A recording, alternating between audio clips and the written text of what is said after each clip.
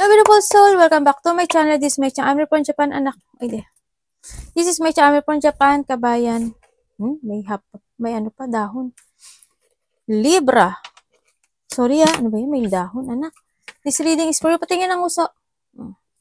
Tingnan natin, Libra. 9 to 15. Kunin mo lang ang sayo, ha. At itapon ng hindi sayo. Palagi tayong vice versa, ha. Nangyayari, or mangyayari pa lang. Magkaiba ang personal reading sa general reading. Kaya sana maintindihan nyo at kunin nyo lang talaga yung para sa inyo. No?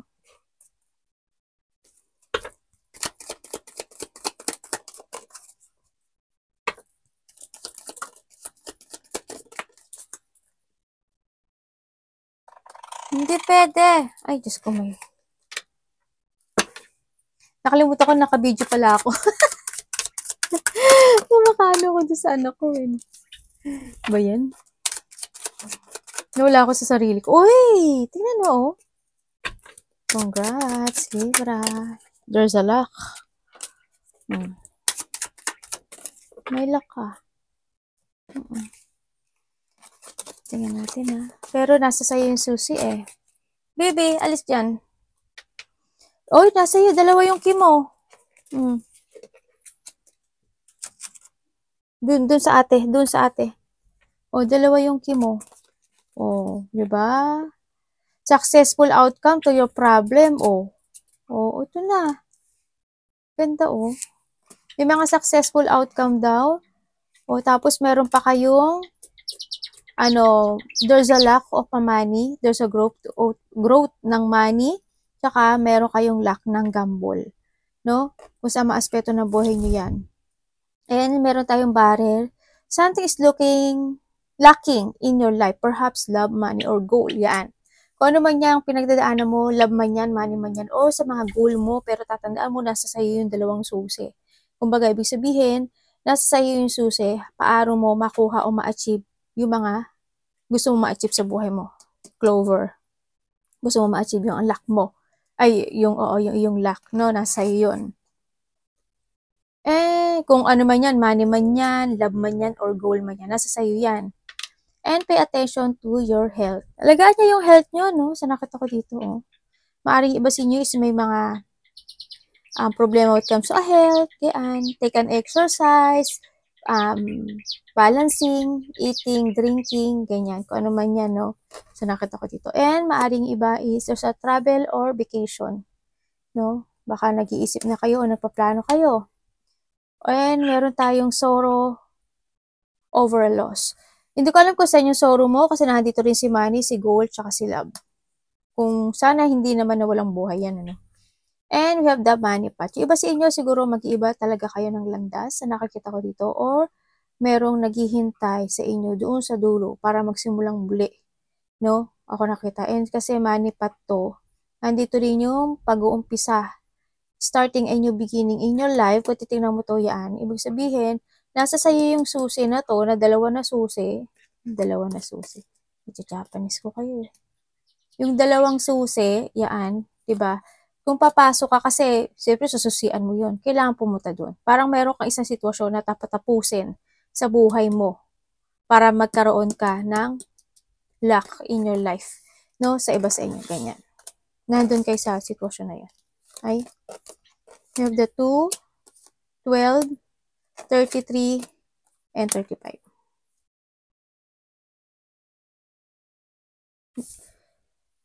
May travel yung iba. Okay.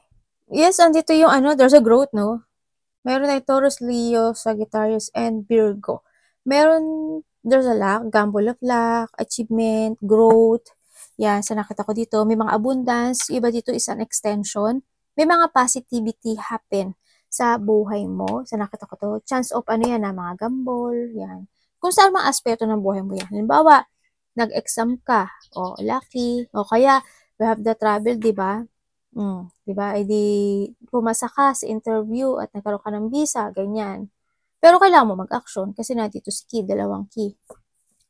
Pupunta ka dito para may umpisahan ka o may bubuksan kang isang idea o isang sitwasyon sa buhay mo kasi may gusto ka nang tapusin sa buhay. Ganon. Siguro yung lungkot, ganyan. Kung ano man yan. May mga small happiness ako nakikita.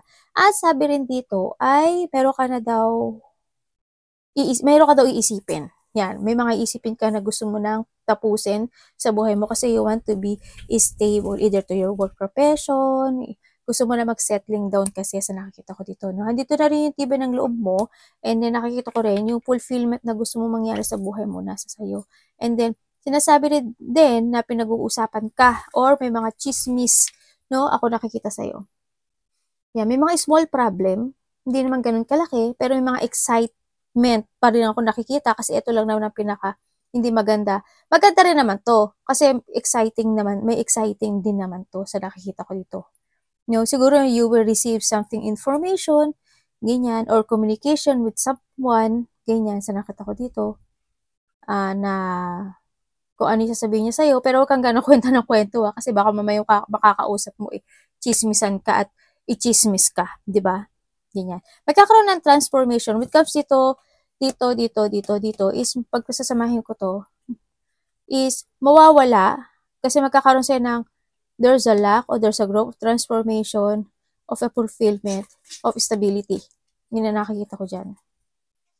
Kaya, ang nakikita ko sa'yo dito is maaari magtatapos na direct ang inyong mga paghihirap.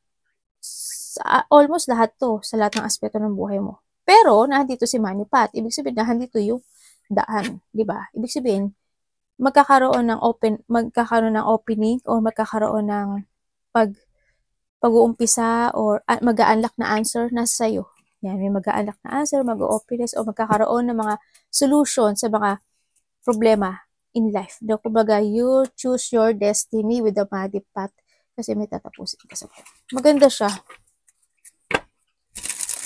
Iba dito, magkakaroon ka na, parang mababalisa kayo o may pag-aalala o pagkabalisa sa ibang aspeto ng buhay nyo, siguro when it comes to a love, ganyan, sa mga mahal mo sa buhay, sa karelasyon mo, sa kasamahan mo sa trabaho, sa kaibigan mo, sa anak mo, kung sino man yan, no? Love-related siya o malapit sa'yo.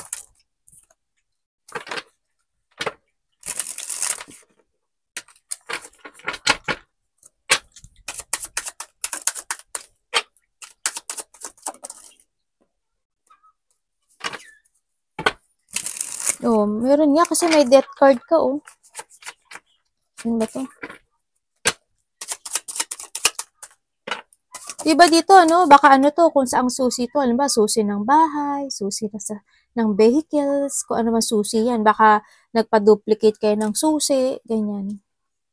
O kaya may bago kayong susi, kung ano mang susi yan.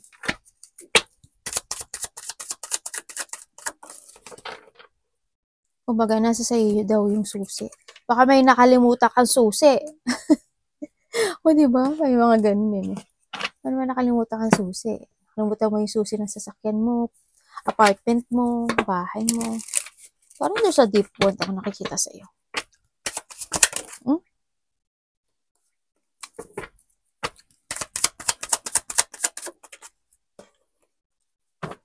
Ala. And then, tao nagsisinungaling. Healing. Libra. Ginaw. Kasi ang ginaw dito eh. May nagsisinungaling sa'yo. Siguro to, sa iba lalaki to. Sa iba, kasamahan mo sa trabaho. Nakakasalamuha mo na siya, nagsisinungaling siya, o nagkakaroon kayo ng conflict, no? Nito tao na to. May conflict ako nakikita, and then, merong nagkakaroon ng competition, may mataas ang ego, or there's a lack of collaboration or lack of teamwork ako nakikita, no? Maari ba kasamahan mo sa trabaho, kung sino man yan sa buhay mo, maari hindi kayo nagkakasundo, nag-aaway kayo, nakikipagkumpetensya sa sayo, or hindi siya mapapatalo sa'yo, ganyan. Nagkakaroon ng fire energy, no? Sa nakikita ko dito. Maaring, ginajudge ka niya, ganyan, sa iba sa inyo. Iba naman sa inyo, there's a lack of clarity ako nakikita sa'yo, kasi maaring ikaw is naguguluhan, no? Sa nakikita ko dito, kasi may gusto kang i-pursue. na isang bago sitwasyon sa buhay mo, any idea, ako nakikita, halimbawa, new project, you want to begin a new project, new work, new job, new business, anything na bago, ako nakikita. Tandaan mo na sa'yo si Susie, Ang nakikita ko dito, medyo naguguluhan ka ata, no? Parang, hindi ko alam why, pero parang hindi mo pa siya ganun mapupursue sa nakikita ko dito. Magkakaroon yung iba sa inyo ng doubt or a lack of idea, lack of focus, or pagkalito sa mga bagay o sitwasyon na gusto mong simulan, no? Sa nakikita ko dito. Halimbawa, oo, ganun. Ganun nga. Oo, may iba dito pagkalito. May mga unproductive. Yun tulad ko, di ba? Parang hindi mo siya magsisimulan o mapupursue yung bagay na kasi may creative blockage ka sa nakita ko dito. O kaya hindi mo pa siya gaanong umpisahan or maaring hindi mo siya i-end. Hindi mo siya i-end or hindi mo siya umpisahan kasi maaring nagkakaroon ka pa ng mga misinformation na gusto mo pa talagang malaman bago mo simulan o gawin yung bagay na yun o bago mo i-end o simulan the ending and the beginning, kumbaga, yung bagay na yun o sitwasyon na yun. Parang gusto mo pa ng mas more kaalaman para magawa mo yun, no? Sa nakikita ko dito. When it comes to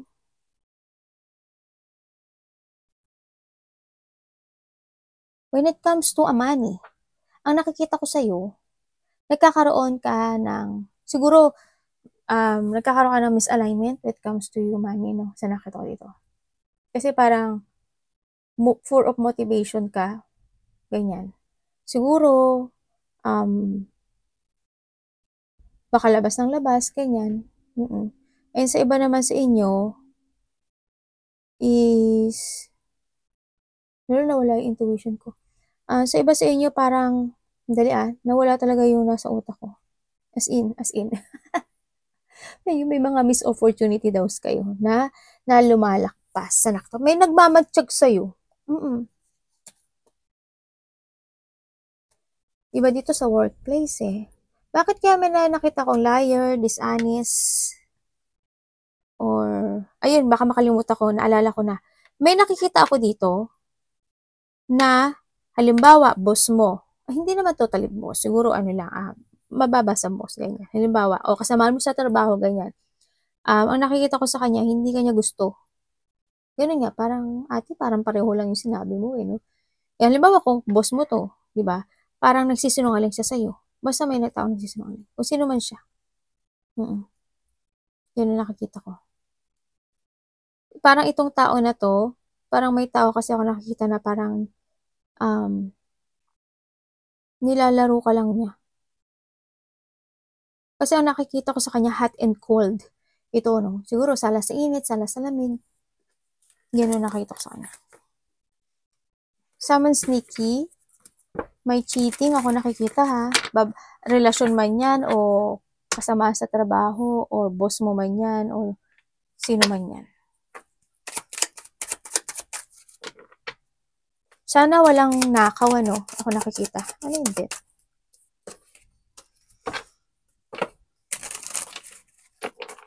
Okay. Thank you.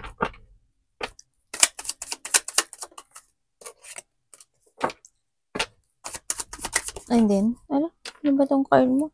Psyche yung card ko nagiging ganyan. Ayun. Hindi nga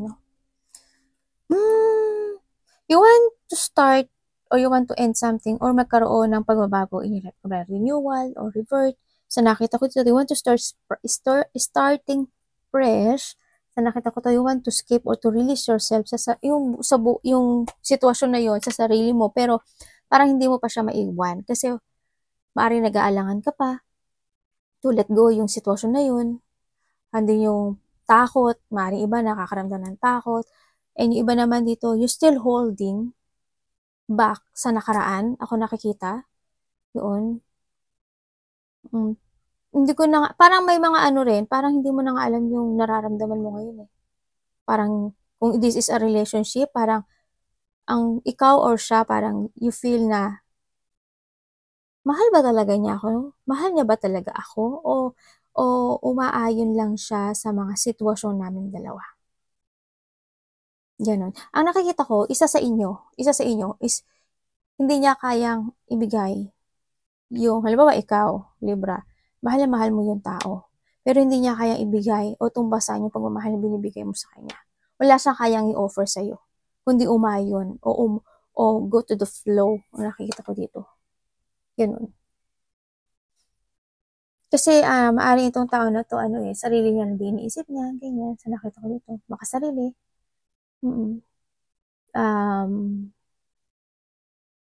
Parang may tinatago siya o meron siyang kinikip na something sa'yo eh. Hindi ko lang alam kung mabait siya, pero parang feeling ko hindi siya ganun kabait. Parang kasi more on self tong nakikita ko. Pero isang sitwasyon ako na nakikita na gusto mong baguhin kasi hindi mo siya ma-end into your life.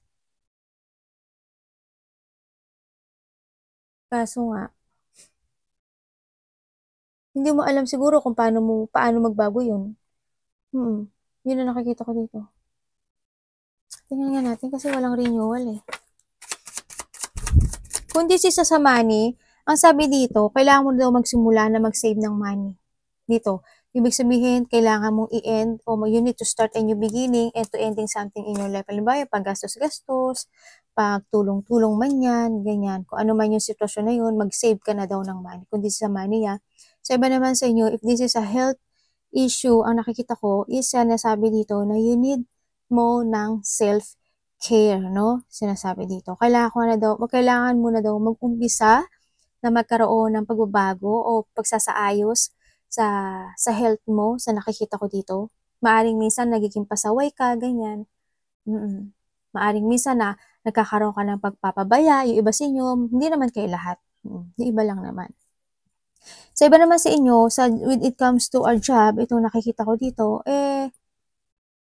maaring may mga pinagdududahan ka sa kasamahan mo o karelasyon mo man yan. Kung sino man yan. May mga pagdududa at may taong pasaway.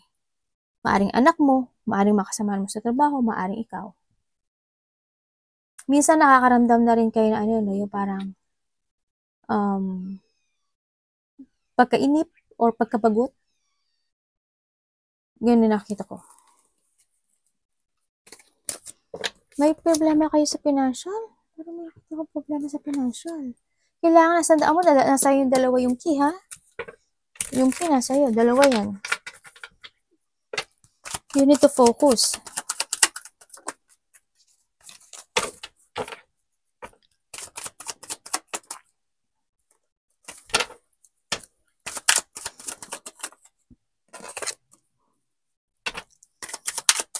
Okay.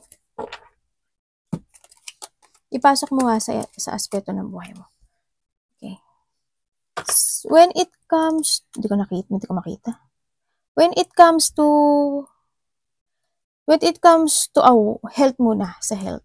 When it comes to a health, itong sitwasyon na to, ikaw or your friend, ang nakikita ko dito, or kakilala, halimbawa kapatid, kamag-anak, magulang, kung sino man yan, malapit sa'yo, maaring meron siyang nararamdaman na painful, no?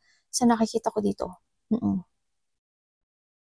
Pero, siguro, this is the past situation. Maaring ikaw, meron kang sinusuportahan na tao when it comes to a health issue, or siya is sinusuportahan mo siya. Ganun. Kasi nakita ko dito parang, siguro trabaho mo. No? Kasi parang handito yung giving love and support sa isang tao o sa mga tao sa isang sitwasyon na ginagawa mo yung lahat para suportahan siya to heal. Yun ang nakikita ko dito. Kasi you care. Parang meron kang inaalagaan o may tinutulungan ka na mga tao. Kasi marami to. Yung iba tatlo kayo, 4 to, o marami pa, ganyan. Iba dito siguro sa hospital, ay healer, mga ganyan. Parang may mga pagtulong ako na nakikita na sinusuportahan sa mga tao nagkakaroon ng frustration, pain, ganyan. Sa nakikita ko dito, parang may pag-aalaga ako. And sa iba naman sa inyo, yung mga parang may mga na-paralyze, ganyan, ako na-confine, mga ganyan. Yung mga naghihirap, ganyan. Aray ko, sakit ng pa ako nang mamanhid. Sa iba naman sa inyo, kung ito is sa trabaho, no? Maaring nagkakaroon ka ng painful situation or merong mga sitwasyon na frustration ka na nakakasama mo sa trabaho mo. Kahit nagawin mo pa yung lahat, hindi nila yung makikita na minsan ikaw ay iniipit nila, no? Kumbaga, parang, I hope hindi siya bullying, no? Sa nakikita ko dito. I hope hindi naman. Pero ginagawa mo naman yung lahat. Pero, ang nakikita ko, sila hindi. Kasi parang ikaw yung mas nahihirapan eh. Or vice versa tayo When it comes to a relationship, itong tao na to is maaring there's a third party. At itong tao na to is, ang tingin niya lang sa'yo ay kaibigan at hindi kanya ganun kamahal. They care, syempre. Pero, hindi niya kayang tumbasan yung binibigay mo sa kanya. Yun na nakikita ko. Kahit gawin mo pa yung lahat. Sa nakita ko. When it comes to money, money, ganun din. Medyo may frustration nga, di ba? Sa nakita ko dito, maaring may mga hirap ka na nararanasan, no? Na kailangan mo daw, you need to care, kailangan mo na start ng new beginning when it comes to your mind. Para magkaroon ng, handito nga si Manipat, ng pagbabago sa'yo. Don't manifest lang, huwag ka lang daw mag-manifest kasi kailangan mo din daw mag-focus and you need to take it action.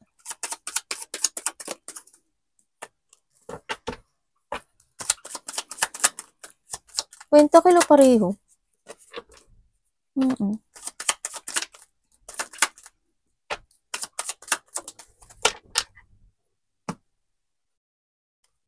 Mga anak ko. Okay. When it comes to your money, no? Ang sinasabi dito is try to reminisce o alalahanin mo yung mga nakaraan mo na past situation in the past na mga nangyari related sa iyong money. And then, ang sinasabi dito is, kumbaga, doon ka kumuha o humugot ng lakas at magkaroon ka ng desisyon na magkaroon ka ng level up. Kumbaga, kailangan mo ng this is the time to step up, kumbaga, no? Kung dati is hindi ka talaga pala impun ng pera, ngayon is need mo na ngayon mag-start o mag-setting ng iyong goal, ano? Try to focus and to take it action sa, to make it real when it comes to money, no? Kailangan you have a clear goal, kailangan meron kang objective or meron kang layunin. Halimbawa, itong pag-iipon ko na to, ito is para sa aking vacation with a kite, di ba? Kasi magbabakasyon ako by March, di ba? O by 3 weeks, o ano man yan, di ba? Halimbawa lang naman yun. Yung may mga, kailangan mo magplano, no? Sinasabi to, kailangan magkaroon ka ng skill development. Kailangan magkaroon ka ng development when it comes to your lifestyle, ganyan. Kung paano ka maglabas-labas ng pera, yun. Sa nakita ko, and grounded. Yan. Kailangan mong, you need to value yung pinakamaliit na pera ay kahit mababa yan, kailangan i-value mo yan, gano'n. Kumbaga maghigpit ka na. Ganun. And when it comes naman, ito is to a love, no? Sa nakikita ko dito, isa sa inyo is medyo maaring mas bata or immature, no? Sa nakikita ko dito. And then, yung iba sa inyo, when it comes to a love kasi is, ang nakikita ko, maaring memory na lang to, no? Sa iba dito. Yung iba dito, wala na siguro kayo nito. Kasi nagkaroon na pagbabago eh. Nag-end na. Kung in relationship to, yes, nag-end na to. Sa iba, kung kayo is magkasama pa nitong karelasyon mo, sa nakikita ko, wala. Parang, ikaw lang yung give ng give eh. Or vice versa tayo. Parang ikaw lang yung umiintindi. Parang ikaw pa ngayon nagsasorry eh. Dito eh, Parang o kaya naman vice versa, mag-sorry lang siya agad, nando ka na sa napanghihinaan ka ng puso, ganyan. Sa iba ganun. Sa iba naman, kung ito is sa trabaho, sa nakikita ko dito,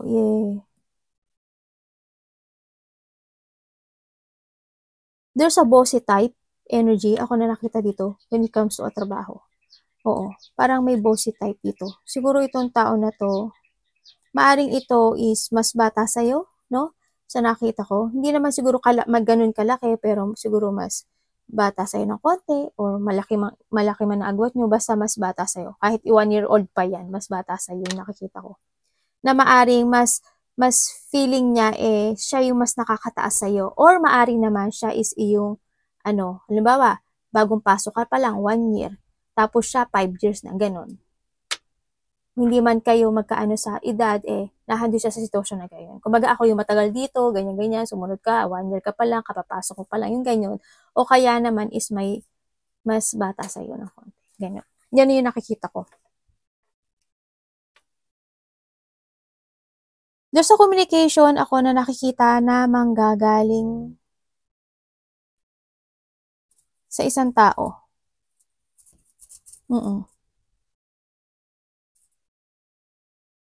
Sa iba sa inyo, past relationship. Sa iba sa inyo, anak nyo, pamangkin nyo, o nakababata yung kapatid. Ganyan. Kakaroon daw ng communication. Parang naghihintay, no? Parang may gusto siyang hilingin sa'yo. O in a distant to. Kung sino man ito, o may lovers din, no? O baka iba sa inyo, may iniisip ka nitong lovers na to kasi gusto niya o ikaw to ha, gusto niya makapag-union sa'yo. Iba naman sa inyo is, ang nakikita ko dito ay meron ditong makikipag-communicate, relasyon man ito, bata man to, anak man to, kung sino man ito, may makikipag-communicate sa'yo kasi meron siyang gustong ma-achieve sa'yo o baka may gusto siyang hilingin sa'yo. So, iba dito, union, a new beginning, ganyan, sa nakita ko dito. Yun. Arigatou namaste, God bless.